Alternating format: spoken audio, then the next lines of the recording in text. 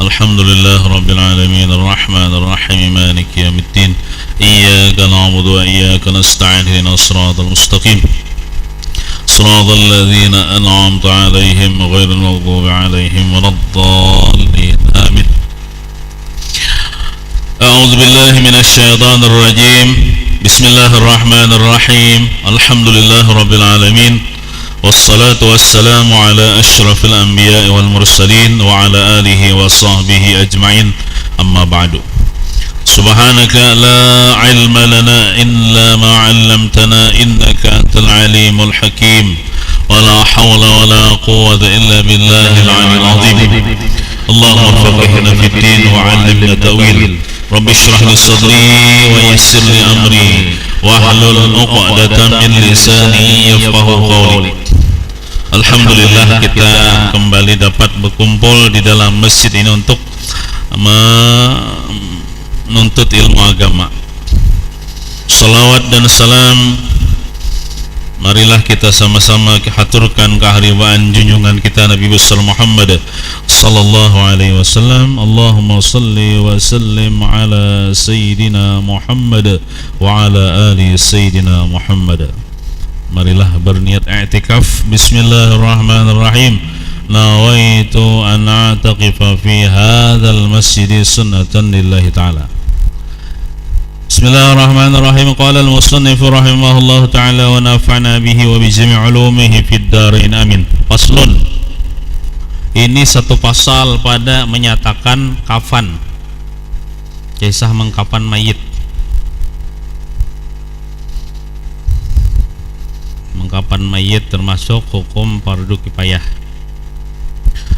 Bermula wajib keadaan kafan itu daripada kain yang harus, maksud harus itu boleh, kain yang boleh memakai dia pada ketika hidupnya, maka harus boleh bagi perempuan, mayit perempuan dan kanak-kanak, mayit kanak-kanak tuh perempuan kah laki-laki kah, pokoknya kanak-kanak, dikafan dengan kain sutra. Kalau bebinian kan semasa dia hidup boleh memakai kain sutra, kakanakan belum balik boleh juga memakai kain sutra. Nah kalau kita lelakian kada boleh memakai kain sutra, lelakian yang sudah balik. Nah jadi kalau perempuan tuh kan ia boleh kalau memakai kain sutra, maka boleh juga ia dikafan dengan kain sutra, boleh. Seandainya tah. Dan yang berwarna-warna kasumba ini kan warnanya ada kuning, hijau, biru, ya Allah, abang. Cuman yang sunatnya warna putih panggain kapan nih. Kalau hendak mengkapani bini dengan warna pink ya misalnya tah. Ketujuh warna pink bahari boleh aja bang, cuman yang sunatnya warna putih. Dan kumkuma tuh sejenis ya nang berwarna-warni lah, sejenis nang berwarna-warni ya, tetapi makruh. Boleh aja tapi makruh. Nang sunatnya tuh kain kapan nang bukan sutra, kain apa nah tuh biasanya nang kita nih kain kaci warnanya putih. Nah sunatnya kayak itu pak. Kalau lelakian kada boleh pakai kain sutra lah. Nah, lelakian yang kita sudah balik nih, karena kita haram memakai kain sutra waktu hidup, haram juga dikafani dengan kain sutra kalau masih ada kain yang selain sutra. Dan tiada harus, artinya kada boleh bagi laki-laki yang, dan khunsa tuh orang yang punya alat kelamin dua, laki-laki kah bini-bini kah, ada namanya khunsa muskil dong alih bener, ini laki-laki kah bini-bini kah, tapi biasanya bubungsi sebutin aja juga nang bubungsi. Yang balik laki-laki ya, atau khunsa yang balik dikafani dengan yang demikian itu artinya lelakian khunsa sudah balik kada boleh dikafani dengan kain sutra dan yang berwarna-warni, karena tiada harus memakai dia pada ketika hidupnya. Anak kada tahu bang lah warna-warni lah yang nyatanya sutra dulu. Kalau kita ini kan boleh aja lah warna-warni waktu hidup memakai, yang nyatanya sutra bang dulu lah, kada boleh. Dan tiada memadai kapan yang kelihatan warna kulit serta ada yang lainnya terlalu transparan, terlalu tipis, lalu kelihatan warna kulit, itu kada cukup, kada menutupi awak ngarannya itu. Kada menganukan kewajiban mengkapani lagi ngarannya.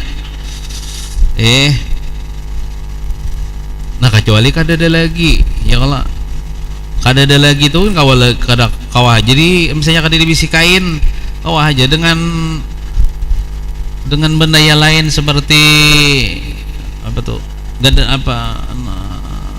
barang aja nang pelapa pisang kah, ya kalau atau rumput kah, kesan menutupi awaknya. Kisah orang ulun keingatan kisah sahabat Nabi namanya Mus'ab bin Umair.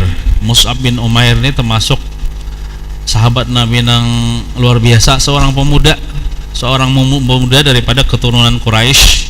Dia ini orangnya bungas, sugih, dimanja oleh orang tuanya dengan kemewahan dunia nih waktu belum Islam. Pokoknya orangnya bungas, gagah, tampan.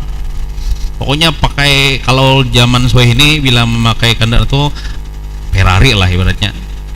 Nang kendaraannya bahari kan tidak bang, anggaplah unta nang harat, apa kuda nang harat.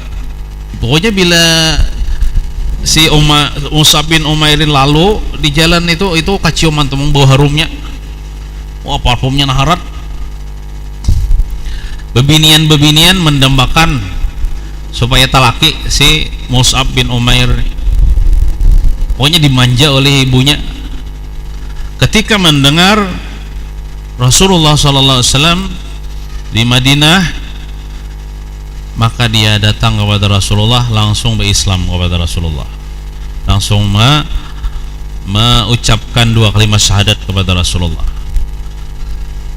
Kemudian dia mengikuti akan pengajian Rasulullah, selalu mengikuti kajian-kajian Rasulullah, dan dia menyembunyikan keislamannya di hadapan ibunya. Akhirnya ketahuan ibunya kalau inya nih masuk Islam. Sarik kayak ibu mamanya nih, sarik. Lalu inya ini pilih antara 2. Kalau ikam hendak lagi memakai harta mama, harta kemewahan, ayo tinggalkan Islam itu, ujar mamanya nih. Tapi kalau ikam memilih Islam sebagai agamamu, meninggalkan agama nenek moyang, ini sudah kada usah lagi memakai pakaian nang mewah-mewah, kada usah memakai nang duit mama, ibaratnya harta mama. Akhirnya dia memilih meninggalkan kemewahan dunia, mata benda dunia, pakaian mewah, tunggangan mewah, diserahkan kepada ibunya. Dia memilih Islam sebagai agamanya, memilih akhirat daripada dunia.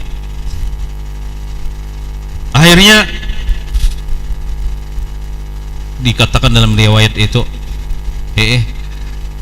kancing kima sidin tu ja duri kayu, kancing kima baju sidin betambal baju buruk, baju sidin sebutingannya juga,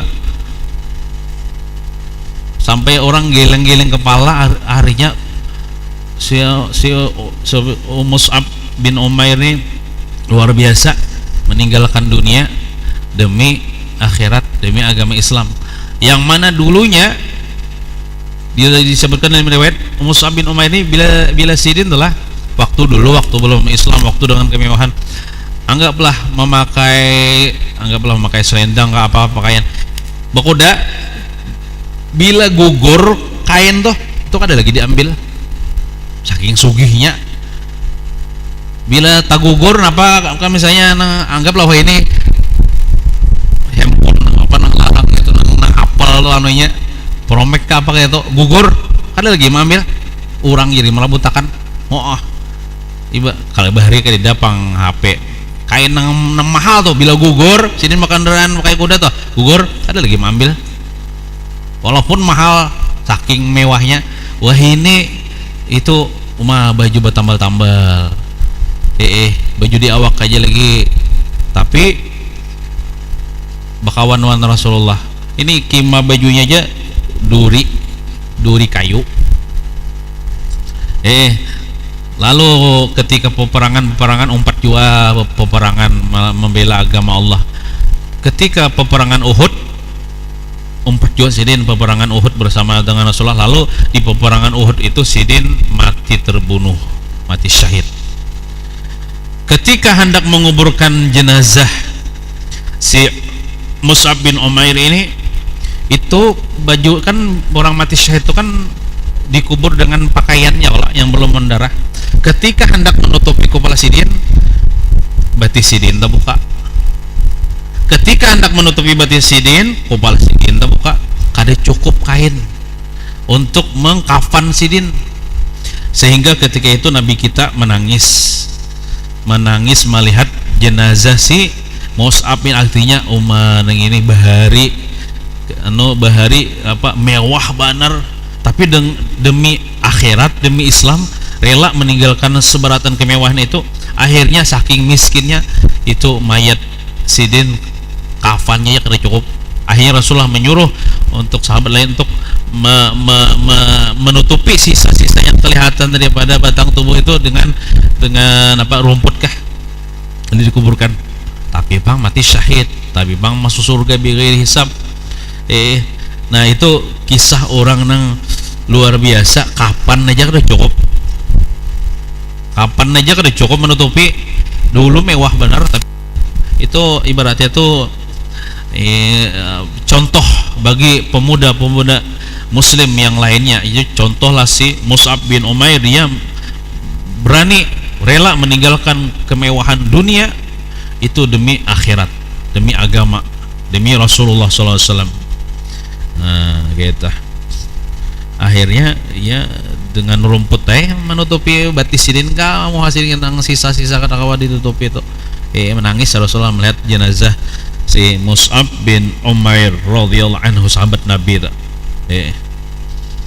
nah jadi ibaratnya tuh kalau kain kafannya kada ada lagi kecuali nang tipis ya kau aja di pakai nang apa nang pelapah pisang daun pisang kah atau rumput kah misalnya kada ada lagi kada ulun selama hidup kada ada pang tatamui kayak itu bila kematian di kampung kada ada pernah sampai kayak itu tega benar tetangga nang sugih mun kada memberi kain kada mau kusi kain kapan untuk tetangganya yang meninggal dunia kada dikasih kain kapan kada ada pang tetamu nang anu lah nang kada cukup kain kapan toh mun kita di kampung nih ya kalau biar orang tuh miskin kada bisa apa-apa kita ya kalau nang bakumpulan gesan nukar kain kapannya ya nah.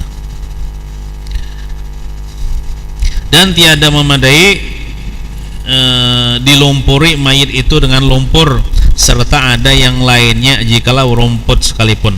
Jadi kan kisah orang tadi bisi kain kapan kada ada atau kain kapannya ada cuman kada cukup. Nah itu dipakai rumput jangan dilumuri pakai lumpur kan lo pakai lumpur itu dilumuri di Jawa jampe apa kada kelihatan jauh kulit ya. Nah jadi amun ada rumput dulu jangan langsung dilumpuri. Nah dan tiada harus kecuali misalnya kadida lalu yang lainnya kecuali lumpur dilumpuri supaya kada kelihatan warna kulit kan kisah orang kada bisa lalu kain kapan rumput kada dijual. Dan tiada harus mengkafani dengan kain yang kena najis yang tiada dimaafkan jika ada kain suci. Namun ada kain yang suci jangan pakai kain najis lo boleh tapi lain daripada sutra pang lah, kain sucinya tuh jangan sutra bagi lelakian nih. Dan yang warna kasumba jangan juga nang berwarna kasumba dan kumkuma dan barang sebagainya. Kumkuma tuh nang berwarna-warni. Adapun kain sutra yang suci atau barang sebagainya maka didahulukan daripada kain yang kena najis. Orang ini misalnya diisi kain sebuting aja sutra walaupun lelakian. Ada diisi kain nang lain cuman karena najis. Karena kalau ditapas mahadang menapas malah lambati pulang. Nah, kayak apa tuh? Adapun kain sutra yang suci atau barang sebagainya maka didahulukan. Boleh sudah memakai kain sutra. Mun kada kain yang lain kecuali ada kain yang lain itu najis juga. Nah, daripadanya kain yang najis. Dan jika tiada diperoleh kain maka wajib dikafani dengan seumpama belulang. Belulang itu kulit binatang. Mun kada dibisi lalu kain mengain atau kada dibisi lalu nang atau kada dibisi lalu nang apa tuh gadang pelapa pisang atau daun pisang atau rumput, maka wajib dikafani dengan seumpama. Ini seumpama aja bang lah, bisa dikias-kiaskan dengan lain. Ini umpamanya aja bang sini belulang kulit binatang atau tikar purun ada bisi tikar purunnya sudah kesan mengkafaninya atau tikar nang kada purun ya saja. Dan jika tiada diperoleh yang demikian maka dilumur dengan lumpur ya sudah. Kada lagi bisi kain, kada bisi sutra, apalagi sutra ya Allah. Apalagi bisi sutra kada ada orang pakai miskin bisi sutra. Kada bisi apa rumput. Nah, lumpur ya sudah. Dilumur dengan lumpur ya sudah. Bermula sekurang-kurang kapan yang wajib bagi laki-laki dan perempuan yaitu sehelai kain. Jadi nang wajibnya tuh sehelai. Itu sudah menutupi kewajiban sudah. Cuman sunatnya kena ada beberapa lembar lah. Sehelai kain yang menutupi sekalian badannya asal badannya ditutupi seberataan dan kainnya tuh pun menutupi warna kulitnya jangan tipis. Tetapi sunat bagi laki-laki 3 lapis kapan. Nah, kalau laki-laki sunat 3 lapis kapan yang menutupi tiap-tiap lapis itu akan sekalian tubuhnya. Dari karena Nabi Muhammad SAW dikapani dengan 3 lapis, tiada dalamnya baju dan sorban. Ya Nabi kan 3 lapis juga sih Den. Jadi sunat 3 lapis. Teman, kalau selapis itu sudah menutupi kewajiban sudah. Dan harus artinya boleh dengan tiada makruh mengkafani laki-laki dengan 5 lapis. Boleh aja bang menanak 5 lapis. Yaitu baju pertama dan surban 2 surban, hendak bersurban boleh juga. Dan 3 lapis pemais di luarnya. Pemais itu kan kayak orang memais ikan kan, berapa lapis daun mulai. Nah, 3 lapis pemais di luarnya, tambah baju sebuting, anggaplah baju gamis kayak misalnya, ditambah sorban, jadi 5 boleh aja. Dari karena Ibnu Umar ada aja dalilnya. Nah, dari karena Ibnu Umar anaknya Umar, Abdullah bin Umar radhiyallahu anhuma, sahabat Nabi sallallahu alaihi wasallam mengkafani anaknya dengan 5 lapis. Nah, ada ya dalilnya dengan 5 lapis boleh aja. Dan sunat bagi perempuan dan bancir tuh ya nang khunsa tadi. Orang yang punya alat kelamin 2. 5 lapis kapan? Nah, sunat. Tapi kan wajib bang lah, sunat aja bagi perempuan dan bancir 5 lapis kapan?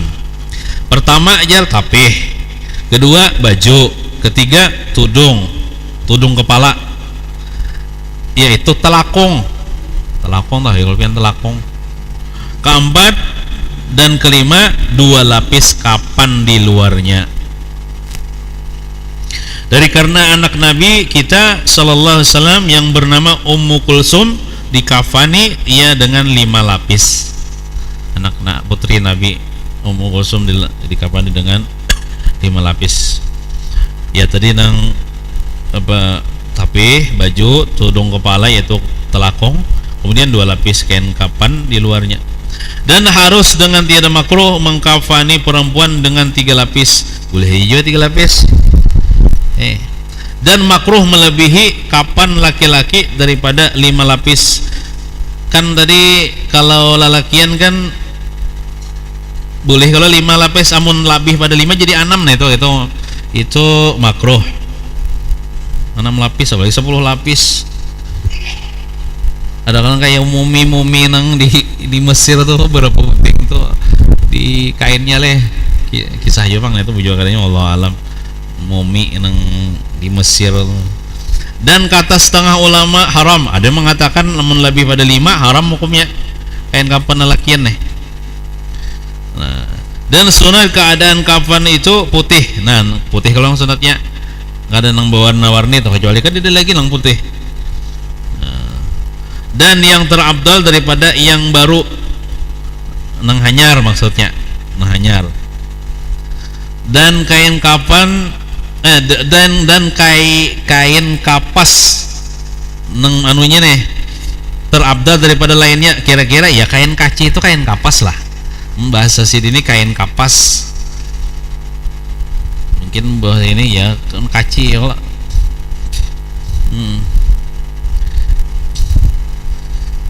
Terabdal daripada yang baru. Dan yang bagus lagi jar kainnya itu bagi orang yang pernah ke Makkah ihram, pakai memakai kain ihram nang bekas dibawa kain beribadah haji ke umrah kan itu keduanya lah, itu bagus ya kain itu kesan kain kapan kainnya karena mengambil berkat bekas dibawa tawaf di Baitullah. Dan sunat mengukup tuh mengasapi kapan dengan garu tuh ya, garu tuh kayak ini ibaratnya tuh amun kadir garu tuh ya minyak wangi ya, kalau di minyak wangi amunnya ada kayu garu dibakar kan asapnya tuh, nah kalau diasapi tuh diharumi supaya asapnya tuh karena kain kapan itu. Nah sunat kayak itu mengukup tuh mengasapi, diasapi. Asap tuh kan dikukusi kapan dengan garu. Nah,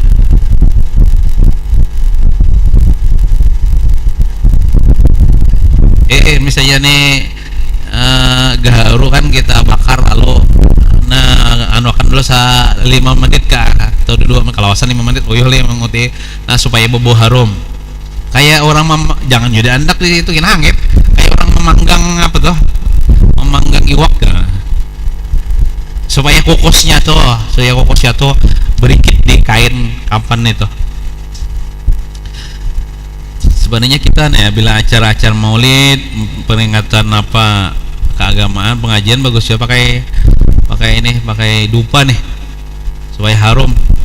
Dan orang-orang di Hadratul Maut bila asrakal dupa ini bawa diri ada seikong na membawa kita kan minyak harum lah begina, ini dupa nih ada seikong bawa na contoh misalnya waktu asrakal berdiri kelak berjalan datang kepada si anu jadi si anu, nah aja mano ikas orang kukusnya datang pulang anu berjalan tak, nah aja bahkan ada nang jubah nang ada kalau jubah lo nang bano bebalah tuh, oh dibukanya jubah dimasukkannya setemat itu, supaya harum anu nih, nah kayak itu. Kita jarang bahkan kadang itu kita pakai minyak harum berjalan nah, ini sekali kena ini pulang nah bawa berjalan, bawa ke hadapan kawan, nah aja kawan mengipasi kas orang nih kukusnya. Nah itu kayak itu bubuhan ulama tarim kayak itu bila acara-acara maulidan masyarakat ya. Bahkan jadi dibuat sidin dulu dalam jubah sidin, wah tuhnya mengukupi atau mengasapi kain dengan garu seperti itu juga kain kapan tuh disunat diasapi supaya berbau harum. Nah mun kadida iya nang dengan minyak harum aja sudah, nah dipaliti minyak harum kain kapannya. Kemudian maka dihamparkan selapis kapan yang terbaik lagi panjang dan lebar maka dihamburkan di atasnya cendana yang bercampur kapur barus. Tahu jadi bubuhan nang pangkapanan nih lawan cendana kapur barus tahu aja sudah. Nah selapis ya dihampar lalu ditaburi kan cendana bercampur kapur barus. Kemudian maka dihamparkan di atasnya selapis yang kedua. Mayit belum ada lagi nih, belum diangkat ke situ lagi nih. Nah, maka dihambur pula cendana di atas yang kain yang kedua tadi yang bercampur kapur barus. Mungkin kapur barusnya sudah dihancurkan kah, ditumbuk kah, gitu kah. Kemudian maka dihamparkan pula lapis yang ketiga kain nih di atasnya serta dihamburkan di atasnya cendana pulang dan bercampur kapur barus supaya jangan segera buruk mayit itu ya. Itu ada kapur barus, ada cendana itu supaya mayit itu lambat membusuk. Kemudian maka dihantarkan mayit dengan perlahan-lahan lalu dari pemandian tempat pemandian diangkat. Tapi sudah di lapang ya lah. Nang bekas basah-basah di awaknya itu di ibaratnya dianduki sudah dilap sudah. Ya, diangkat ya kalau. Nah, dihantarkan mayit dengan perlahan-lahan di atas lapis yang ketiga pada bertelantang. Nah, sudah disediakan tadi kan 3 lapis yang sudah dibuburi oleh cendana dan kapur barus selalu diandak dirabahkan bertelantang mayit di atas kain itu. Kemudian maka dilikap itu ya ditempeli kapas pada segala lubang atau diandaki. Kapasnya kan kapas sudah disediakan kapas-kapas nih bukan pengkapanan tahu aja lah pada segala lubang mayit seperti lubang kedua mata diandaki. Kalau kapasnya kan ditempeli apa tuh melawan anu jokla cendana kah itu. Nah, dua mata dan hidungnya jokla dan mulutnya dan duburnya. Dubur nih lubang burit bang burit kadang nang lubangnya bang burit. Dan tiap-tiap anggota sujud tuh lintohot leh kedua batis ya lah napa lagi anggota sujud tangannya jola.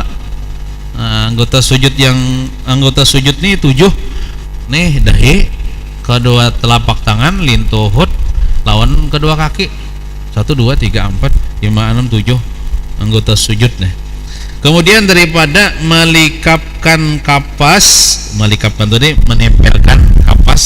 pada duburnya hendaklah dibarut kedua pipi buritnya diikat supaya kapasnya tuh kada gugur atau kada bergeser kemana mungkin. Nah, hendaklah dibarut tuh diikat kedua pipi buritnya dan hendaklah kapas atas sudah busur tuh berhurai tipis artinya. Dan hendaklah kapas itu atas sudah busur maksudnya sudah disediakan berhurai tipis kan diurai. Kalau kapasnya tuh ukurannya tuh ada macam-macam ya Allah tipis. Nah, busur itu berhurai tipis lah. Busur itu bahasa bahari sudah busur yang sudah berhurai tipis serta bercampur dengan kapur barus. Nah, sudah dibubuhi kan kapur barus. Dan makruh memasukkan kapas ke dalam batinnya melainkan karena sebab penyakit. Batinnya ini tuh apa yuk? Lubang buritnya kah yuk? Melainkan karena sebab penyakit. Nah, ada penyakit boleh ditambah kalau misalnya anggaplah buritnya kah atau lubang lain ada bekas keluar darah paksa ya ditambah di kapas di apa tuh disompali kapas.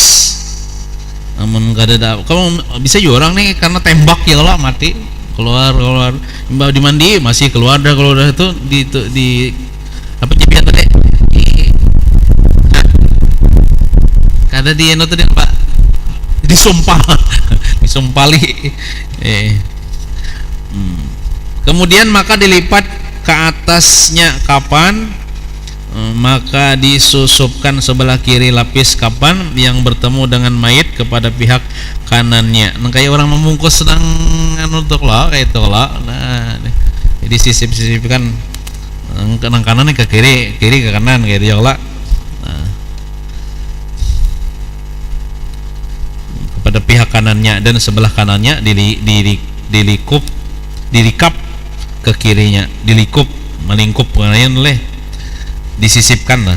Dan demikianlah dikerjakan pada lapis yang kedua dan yang ketiga. Nah, itu. Maka diikat segala kapan hingga datang ke dalam kubur. Diikat adalah tali kapannya. Nah, maka diuraikan ikatannya. Nah, ketika datang ke kubur maka dilepas kalau ikatannya tah. Ikatannya dipacol ikatannya tah. Biar menguburkan di liang leh tuh diikat. Tapi kalau nggak ada tahu malah bujuk adanya bilang ada dipacul jadi pocong ya, jadi hantu pocong ya. Nah, Allah alam tuh kadang kalau lahnya hantu pocong itu kayaknya di Indonesia aja lah kisah hantu pocong tuh. Kalau di Amerika itu vampir ya Allah. Kalau nang di Cina siapa tuh nang? Oh ya. Siapa nih tuh? Dracula yang di anu tuh di Cina tuh yang vampir. Kan aneh-aneh juga tuh.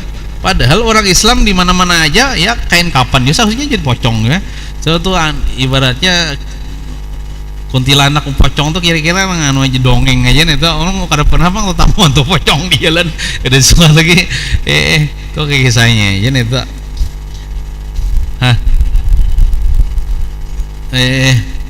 ya syahdan yang wajib mengkafani mayit itu barang siapa yang wajib memberi nafkah pada ketika hidupnya. Maksudnya nih wajib mengungkusi gesan menukar kain kapan, bukan memasang kapannya. Memasang kapannya sih apa aja bubuhan pemandian misalnya ya. Kalau memasang kapannya nih maksudnya nih mau ungkusi gesan nukar kapan tuh. Nah wajib tuh siapa sebenarnya? Yaitu nang wajib memberi nafkah pada ketika hidupnya. Anggaplah misalnya bini meninggal laki tak dengan duit laki itu ya Allah nukar kain kapan tuh, atau anak meninggal tuh, anak tuh kan tanggungan kuitan abahnya ya Allah kita. Tapi alhamdulillah kita di sini sudah ada ya Allah perkumpulan kematian nih. Maka wajib atas suaminya mengkafani istrinya, artinya dengan harta suaminya nukar kain kapan gasan mengkafani istrinya yang tiada durhaka. Nah, tapi kalau istrinya tuh durhaka biarlah itu bisa kada wajib bagi laki, tapi boleh aja laki. Nah, yang tiada durhaka aja, berarti kalau durhaka tuh bini tuh bisa kada, kan bini durhaka nih nafkah kan bisa kada wajib juga nafkah masuk kain kapan. Dan tapi kalau misalnya suaminya biar aja bini ku durhaka tapi aku memberi kain kapan, nah bagus saya kata. Dan yang kecil sama ada istrinya itu belum ditalak ya dulu, dan yang kecil ini maka wajib atas suaminya mengkafani istrinya yang tiada durhaka. Dan yang kecil, maksud yang kecil ini kan istrinya nih anggaplah belum balik, kan boleh aja kalau menikahi perempuan itu belum balik, tapi kan kayak Nabi sudah balik hanya menggawi. Kayak Nabi kan menikahi Siti Aisyah tuh rasanya belum balik, pas sudah balik hanya dikumpulin Nabi. Mungkin yang maksud yang kecil itu mungkin belum balik, yani mungkin belum umpat lakinya, belum dijima oleh lakinya, masih umpat abahnya. Nah, sama ada istrinya itu belum ditalak atau sudah ditalaknya tapi dengan talak rajai, talak yang kawaruju'. Talak yang kawaruju' itu talak 1 atau talak 2. Jadi bila istrinya belum ditalak tuh istri, karena istri benar tuh kalau belum ditalak tuh artinya bila istri meninggal maka lakinya wajib menukarkan kain kapan. Atau misalnya istrinya najwa tapi ditalaknya tapi dengan talak rajai. Talak rajai itu raja itu artinya kembali, artinya kawaruju. Talak rujuk, talak 1, talak 2 itu talak rujuk misalnya dalam masa iddahnya ya kalau kada sampat bang lagi nya merujuk soalnya mati bininya, kada sampat lagi membantukan tapi mati bininya, itu nang wajib mengkafani duitnya tuh nuka kapan lakinya juga. Atau talak bain, itu pun jika ada ia hamil. Tapi kalau talak bain ini, talak bain itulah talak 3. Talak bain itu talak 3, talak kadang-kadang kau rujuk lagi. Nah, amunnya bininya tuh sudah ditalaknya dengan talak 3, bahasa pikirnya tuh talak bain. Kalau biniannya nang ditalaknya tuh hamil, soalnya mati bininya, itu kan jangankan mati, waktu hidupnya tuh nah inya tuh masih wajib dinikahi oleh mantan lakinya. Ngarannya nanti talak 3 tuh kadang kawal lagi rujuk kan mantan lakinya ya sudah. Apakah laginya sudah mati? Karena inya itu mengandung anak lakinya bang. Ini bebinian hamil ditalak 3 oleh lakinya. Talak 3 itu kan kalau lagi memantukan lah, maka binian yang hamil ini itu selama dia hamil itu lakinya ini wajib memberi nafkah karena di kandungnya itu anak lakinya ini. Jadi memberi nafkah apa anaknya itu harus memberi makan mamanya ya lah. Nah, pak misalnya bininya mati, nang bininya mati, bininya hamil mati tapi sudah ditalak 3, itu nama menafkahi, maksudnya menukarkan kain kapan, proses penguburan apa itu kan itu duit lakinya, duit lakinya. Dan demikian lagi wajib atas suami mengkafani khaddam istrinya. Istrinya ini bisi pembantu, bisi khaddam meninggal, maka lakinya seorang perempuan ini nang wajib mengkafani. Tetapi wajib atas bapak mengkafani anaknya yang besar. Anaknya yang besar artinya anaknya yang sudah balik. Anaknya ini sudah balik, wajib bagi bapaknya mengkafani. Dan lagi wajib tuannya mengkafani hambanya. Hambanya itu budaknya yang mukatab tuh nang dijanjikan untuk merdeka. Bila ikan bayar sekian kamu merdeka, itu budak mukatab. Mati misalnya nih, nah tuannya itu nang patuanannya itu yang mengkafani, termasuk kayak proses-proses nang pak mengurus jenazahnya itu seberapa aneh itu si tuannya. Dan jika tiada wajib nafkah keduanya sekalipun kada wajib nang waktu hidupnya menafkahi. Contoh kayak ini, pian toh lah bila sudah balik sudah bisa mencari surang, sudah besar artinya sudah dewasa, sudah bisa mencari surang, itu kan kada wajib lagi kuitan menafkahi, sudah bisa mencari surang. Nah, ketika meninggal dunia maka abahnya nang mengkafani sama juga nih nang si apa tuh budak mukatab nih kan ininya bekerja untuk melunasi dirinya nih, itu jar tiada wajib juga nafkah oleh tuannya kepada si budak itu. Nah, dan jika tuh sekalipun lah tiada wajib nafkah keduanya sekalipun. Tapi kalau dia mati budak mukatab nih, maka si tuannya itu wajib membiayai pengkapanan dan proses mengurusi jenazahnya. Kadida bang, ini ada budak nih tak. Dan tiada wajib atas anak mengkafani istri bapaknya. Nah, misalnya nih, ini istri bapaknya nih lah, maksudnya ibu tirinya. Istri bapak nih ibu tiri maksudnya. Nih abahnya misalnya anggaplah kawin dengan seorang perempuan bini anum misalnya, lalu meninggal. Itu sebenarnya nang wajib mengkafani itu ya suaminya, abah kita. bukan kita anak tiri nih kada wajib, cuman hendak mengkapani boleh juga, cuman kada wajib. Dan jika wajib akan dia nafkah pada ketika hidupnya, sekalipun jar apa wajib kita menafkahi apa ibu tiri kita tuh apabila abah kita sudah mati, ibaratnya mama tiri tah. Dan jika tuh sekalipun wajib akan dia nang istri bapak kita tuh berarti ibu tiri kita nafkah pada ketika hidupnya. Namun kita ada duit maka kita wajib menafkahi ibaratnya tuh janda ayah kita. Nah, janda ayah kita nang mama tiri kita tah. Tapi kalau masalah mengkafani itu kada wajib. Itu duit siapa kayaknya itulah. Duit pembakal tahu ya. Ya Allah, ada miskin di kampung ini. Kada ada kawan ukara anu tuh pembakal tuh kena mau musinya tuh. Mau musi ukara kain kapannya apa dan lain sebagainya. Nah, syahdan tiada wajib mengkafani orang lain melainkan selapis jua.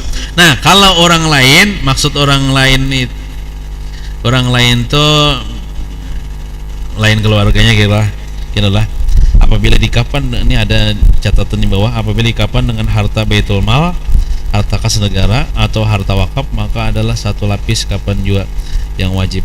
Ya ulangilah, syahdan tiada wajib mengkafani orang lain melainkan selapis jua.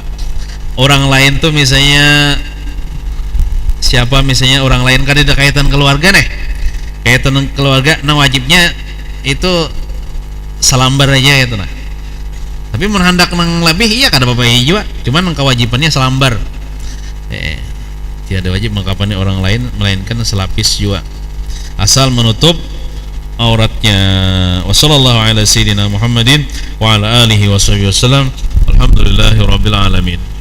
Wallahu a'lam. Malam ini penutup untuk malam Sabtu. Nah, insyaallah kalau ada umur bulan Syawal kita sambung pulang. Sebetulnya pulang. Halaman berapa?